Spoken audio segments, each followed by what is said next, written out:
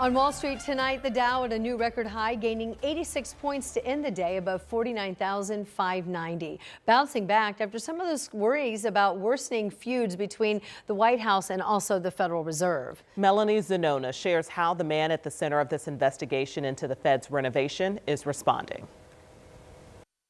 Federal Reserve Chairman Jerome Powell speaking out on the Justice Department's threat of a criminal indictment into the renovation of the central bank's office buildings. He claims the subpoenas have nothing to do with the makeover, but rather just President Trump's latest way to try to control the Fed's decisions on interest rates. The threat of criminal charges is a consequence of the Federal Reserve setting interest rates based on our best assessment of what will serve the public, rather than following the preferences of the president.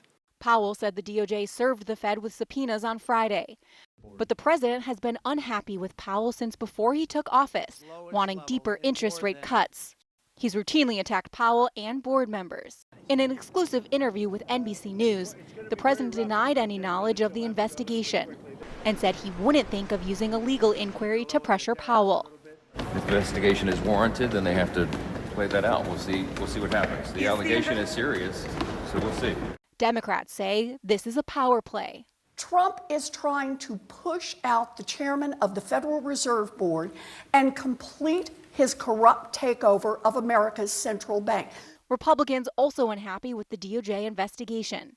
Senator Lisa Murkowski calling it an attempt at coercion. And Senator Thom Tillis, who's on the banking committee, says he will oppose the confirmation of any nominee for the Fed, including the upcoming Fed chair vacancy, until this matter is fully resolved. As one domestic battle ramps up, the president also keeping an eye on the escalating violence in Iran. Trump threatening to attack if the Iranian government opens fire on anti-government protesters. We're looking at some very strong options. We'll make a determination. Iran says it's willing to negotiate, but if the U.S. does strike, U.S. military bases and ships could be targeted. If they do that, we will hit them at levels that they've never been hit before. And now turning back to that DOJ investigation into the Federal Reserve, it's not just Republicans who are speaking out.